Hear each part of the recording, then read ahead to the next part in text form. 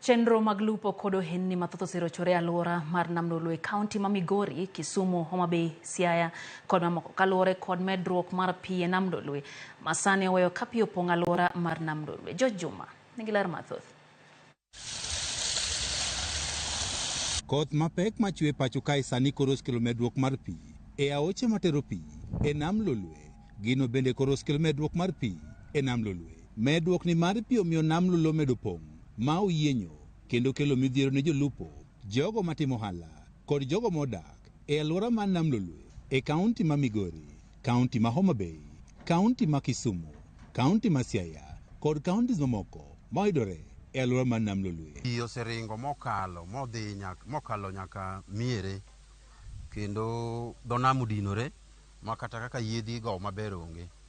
Miyo kata mana sani kata chopewa ni pi nikech pi osekawogi magi sedong' e pi e nam. Number of beaches: Luanda Beach, Cow Beach, Kimamra Beach, which are floating beaches, and all other beaches along Lake Victoria, especially in Nyateke area. So the water level in Lake Victoria has risen and has moved towards homes and has affected structures and the population.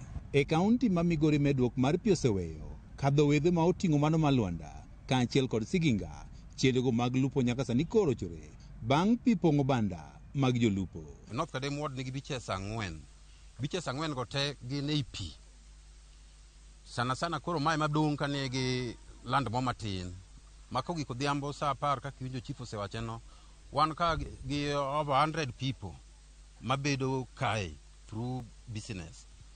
Koro jogo te land ka, beach bende odinore. Jolupo osedar e dho wedhe ma koro pi opong'ogi, kendo sani gin tiere kod pek e pimo rech kaachiel kod kata moyo omena e dho wedhego. Kata kaka waloko, mine nwang'o mana kochung' kando kendo gidiero adeya ma mano be chik mar health ok oyiego.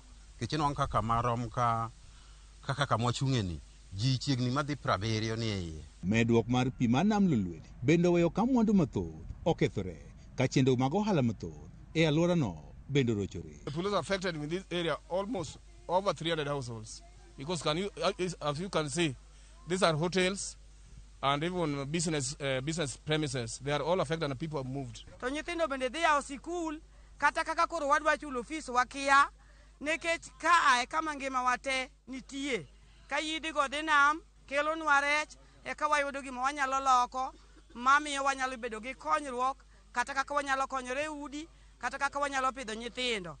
Ma ok kinde mokwongo medruok mar pi mar Nam Lolwe kelo midhiero alwora mare ka jolony wacho ni thoth lowo mayudore e alwora mar Nam Lolwe ma sani pi opong'o ne gin mago mane odong' thuolo mana bang' ka pi Nam Lolwe ne odok matin. Juma, Ramogi TV, Migori. Koth mamedo chwe pacho ka medo kelo midhiero e gwenge